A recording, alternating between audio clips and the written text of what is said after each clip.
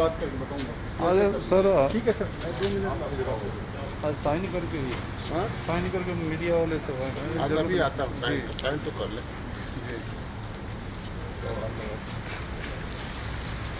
इसको ऐसे करो।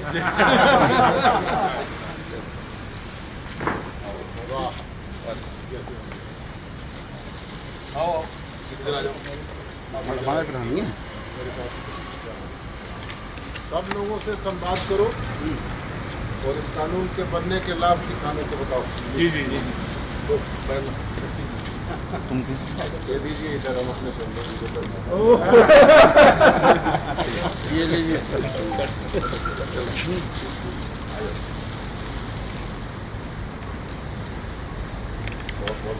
बहुत अच्छा कानून, बहुत अच्छा कानून पास हुआ, बहुत अच्छा। हमारे साथ इस वक्त भारतीय बीजेपी के किसान मोर्चा के अध्यक्ष वीरेंद्र सिंह मस्त जी हैं। सर, ये बिल बहुत मेहनत के बाद या यूं कहे राज्यसभा में रकस के बाद फाइनली आप लोग को सक्सेस मिला। भारत सरकार के यशस्वी प्रधानमंत्री नरेंद्र भाई के नेतृत्व में चलने वाली सरकार ने ये फैसला किया है कि हम 2022 तक किसानों की आमदनी को दुगना करें। आत्मनिर्भर भारत बनाने का संकल्प किया है। आत्मनिर्भर भारत बनाने के संकल्प का ये बड़ा कदम, मैं किसान हूँ, इस बात को जान सकता हूँ। उसके बाद सांसद के नाते मैं कह सकता हूँ कि यह ऐतिहासिक बिल, आज़ादी के बाद ये पहली सरकार है जिसने किसानों की पीड़ा को समझा है, जो अपने उत्पादन को एक प्रदेश से, एक जिले से दूसरे जनपद, दूसरे प्रदेश में बेच सकते हैं, कहाँ भी बेच सकते हैं। हमने कोई कानून का बदलाव नहीं किया है। हमारी सरकार ने मंडी के कानून को यथावत रखा है। हमने केवल यही कानून बनाया है कि किसान अपने उत्पादन को आज़ादी से देश के किसी कोने में ले जाकर कोई उत्पादन, चाहे फल हो, चाहे सब्जी हो, चाहे अनाज हो, चाहे दूध हो, चाहे दही हो, चाहे घी हो, कहीं बेच सकता है। ये जो विरोध करने वाले लोग हैं, ये किसानों के नेतृत्व के नाम पर जगह जगह पर मंडी कब्जा किए हैं और मंडी पे जो बड़े बड़े आढ़तिये हैं उनका कब्जा है। ये बाजार के पैसे से ही ये आंदोलन इस बिल के, इस कानून के विरोध में चलाया जा रहा था और भारत की संसद ने बहुमत के आधार पर इस कानून को पारित किया है। आज हमारे जैसे किसानों के लिए ऐतिहासिक दिन। सर, क्या आपको ज़्यादा खुशी नहीं होती जब सर्वसम्मति से ये पास हो गया होता? कांग्रेस क्या टीएमसी के कंधे पे बंदूक रख के चला रही है? टीएमसी का रेलिवेंस ख़त्म हो रहा है, इलेक्शन आना है। डेरेक ओब्रायन को देखा गया रूल बुक फाड़ते हुए, माइक को खींचते हुए। क्या ये अवांछनीय नहीं है? क्या आप उनके अगेंस्ट वेल में जाने के लिए आप सभापति से एक्सपेक्ट करते हैं कि वो इसका कानूनी जो भी है वो तरीका अपनाया जाए? मैं लोकसभा का सांसद हूँ। राज्यसभा के सभापति जी को और उप सभापति जी को मैं पत्र लिखने जा रहा हूँ कि संसद के कानून, जिन्होंने संसद के मर्यादा को भंग किया है, संसद के कानून को तोड़ा है, उन पर लागू होना चाहिए। उनकी सदस्यता समाप्त करने की संस्तुति होनी चाहिए, क्योंकि इसी तरह की अराजकता ये भारत में देखना चाहते हैं। डेरेक ओब्रायन ये पहले भी ऐसा कर चुके हैं बहुत बार। वो ऐसे एक जो टारगेट हैं, वो एक ऐसे वोकल एमपी हैं तृणमूल के, जो ऐसे कार्रवाई में बहुत ज़्यादा आज वो संजय सिंह भी आम आदमी पार्टी के, वो भी वेल में पहुंच गए। ऐसे लोगों की जो सक्रियता संसद की है, वो खबर में बहने रहने के लिए कुछ करते रहते हैं और उनके खबर में बहने रहने का ये आदत है। दूसरी बात यह है कि हम सरकार के द्वारा तय किए गए जब उत्पादन, कृषि के उत्पादन के दाम को हम कम नहीं कर रहे हैं, वो कानून पहले से लागू है कि एमएसपी के नीचे कोई भी खरीदेगा तो कानूनी जुर्म है। ये पहले से लागू है। एमएसपी के कानून बनते समय लागू है कि लागत पर 50% हम लाभकारी कीमत देते हैं। ये लोग बेमतलब का, और सबसे बड़ा दुखद सवाल ये है कि सारे लोगों ने घोषणा पत्र में ये दिया है।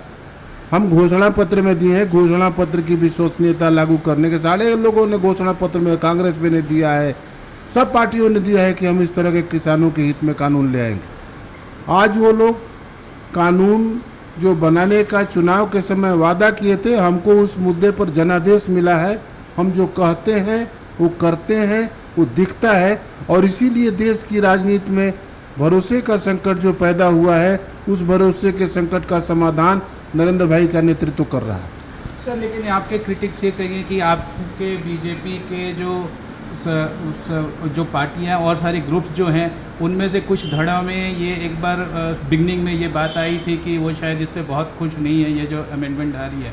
और कांग्रेस पार्टी तो आपने बता ही दिया कि ये कभी जिस बिल के पक्ष में थे, आज वो लगातार उसके अपोजिट में बात कर रहे हैं। क्या वो मौका ढूंढ रहे हैं अपने आप के लिए सुर्खियों में बने रहने के लिए?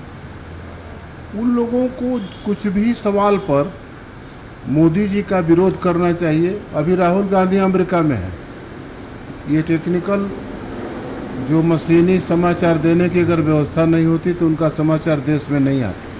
लेकिन मशीनी तौर पर समाचार जो कहीं का कहीं पहुंच जा रहा है, इसलिए समाचार है आज आया है कि काला कानून। वो किसान के बारे में कितना जानते हैं? वो किसान के बारे में तो इतना ही जानते हैं कि गाय के झुंड में किसी चरवाहा गाय चलाता है, और गाय अगर गोबर करती है तो कहते हैं कि मोदी की शिकायत करते हैं कि मोदी तो कहता है कि ओपन में लैट्रिन नहीं करना है। जिस गोबर को हम धन मानते हैं, उस गोबर को लैट्रिन मानते हैं, कहते इसके लिए लैट्रिन नहीं बनवाया है। जो गेहूं जौ बाजरा का पौधा नहीं पहचान सकता है, जो गाय भैंस को किधर से आगे से दूहते हैं कि पीछे से दूहते हैं, वो नहीं जान सकता, वो भी खेती की बात करता है, किसानों के हित की बात करता है। यही देश की जनता ने उसको पहचाना है। अच्छा सर, क्या ये मोदी जी का जो एक प्रण है किसानों से, जो उन्होंने बात कहा है कि डबलिंग ऑफ फार्मर्स इनकम, क्या आपको लगता है कि हम डबलिंग ऑफ फार्मर्स इनकम के करीब हम पहुंच पाएंगे ये दो बिल के पास होने से? किसानों का कितना भरोसा है मोदी जी के नेतृत्व पर, आपसे मैं कह सकता हूँ। किसान सम्मान निधि बने आज़ादी के बाद ये पहली सरकार है जो किसानों के खाते में 6,000 रुपया सालाना देने का फैसला किया। जिन लोगों ने 6 पैसा कभी किसानों को नहीं दिया, वो किसानों के हित की बात करते हैं। जिन लोगों ने मोदी जी ने किसानों के 60 वर्ष के बाद पेंशन देने की योजना बनाई, और यही कारण है कि 2019 का जनादेश किसानों ने गांव के बूथ पर लाठी बजाकर मोदी जी के समर्थन में मोदी जी को प्रधानमंत्री बना दिया।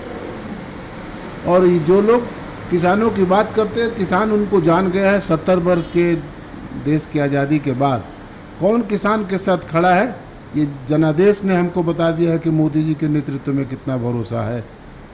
अभी कोरोना के महामारी में जितना किसानों को कई लाख करोड़ रुपया देकर जो संकट में जिस तरह की सहायता किया है, किसान मोदी जी को देश का प्रधानमंत्री और उसको अपना संरक्षक मानते हैं। मैं किसान होने के नाते इस बात को कह सकता हूँ। सर, क्या वो फार्मर्स प्रोड्यूसर्स ऑर्गेनाइजेशन और सेल्फ हेल्प ग्रुप को इससे बहुत बढ़ावा मिलेगा? उनके पूंजी में खुद की वृद्धि होगी? सरकार ने तो 1 लाख करोड़ उनके लिए रखा ही है, आवंटन भी किया है। भाई, किसान मिलकर संयुक्त रूप से ये अपना काम करेंगे, व्यापार करेंगे, व्यवसाय करेंगे, तो उसमें हरज क्या है? इसी तरह के काम को, इसी तरह की किसान की समृद्धि की योजना को चौधरी चरण सिंह किसान नेता ने बनाया था, चौधरी देवीलाल ने बनाया था। आज रघुवंश बाबू जीवित होते बिहार के, तो वो कितना प्रसन्न होते मैं कह नहीं सकता। सर, जय जवान जय किसान जय विज्ञान का नारा शायद चरितार्थ होता हुआ आप देख रहे हैं एज ए किसान लीडर, और भारतीय जनता पार्टी के किसान लीडर के मोर्चा के आप अध्यक्ष भी हैं। नहीं, जय जवान जय किसान का नारा दिया था लाल बहादुर शास्त्री ने, किसानों को आह्वान किया था। जय जवान जय किसान जय विज्ञान का नारा दिया अटल जी ने, और जय जवान जय किसान जय विज्ञान जय अनुसंधान का नारा दिया हमारे देश के प्रधानमंत्री नरेंद्र भाई मोदी ने। तो आप बहुत आज आशान्वित हैं, आपके साथ जो करोड़ों किसान परिवार जुड़े हैं, उनसे आपको क्या आश्वासन मिल रहा है, क्या विचार मिल रहा है आज के इस पास होने के बाद? इतनी बड़ी संख्या इस कानून के बनने से समर्थन कर रही है कि मैं इस बात को खुश, मैं किसान हूँ, मैं कह सकता हूँ कि किसानों के नुकसान पहुँचने की कोई अगर आशंका होती तो मैं अपने पार्टी फोरम पर और सरकार के फोरम पर तुरंत इस बात को कहता कि इस बिल में किस तरह के दोष। आखिरी सवाल सर, अब से अगले इलेक्शन तक 6-8 आधे दर्जन किसान को फसल उगाने हैं। यदि उनको सही मूल्य मिलेगा तो वो शायद बहुत खुश होंगे, यदि जैसा आपने प्लान किया। यदि उसमें थोड़ी दिक्कत होगी तो शायद किसान नाराज़ भी हो सकते हैं इस बिल से, आपके समर्थन में थोड़ा कमी भी हो सकती है। आने वाले दिनों में किसान को कितना लाभ होगा, एक बार फिर आप बात करेंगे तो किसान होने के नाते मैं आपसे बता सकता हूँ। ये मार्क्स ये ले लीजिए सर, मार्क्स आज ये कागज, हाँ हाँ ये मार्क्स ये ले लीजिए सर, मार्क्स आज ये कागज, हाँ हाँ ये मार्क्स ले लीजिए, छोड़ दीजिए, दीजिए। ज़्यादा दिन हो गए। ये मार्क्स है, इसको छोड़ दीजिए। हाँ नहीं फिर ये सब बना साफ करके फिर मंत्री जी 66 साल का हो गया हूँ, अब तो सरकार नहीं।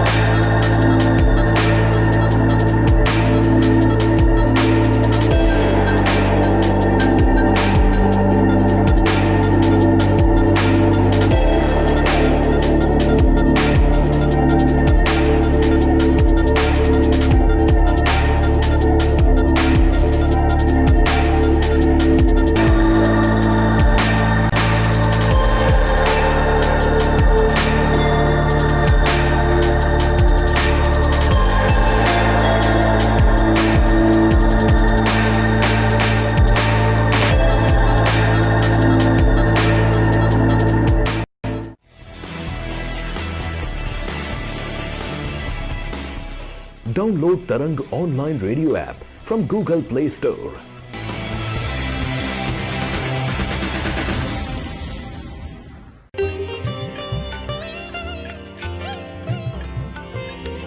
You are listening to Tarang Devotional Online Radio.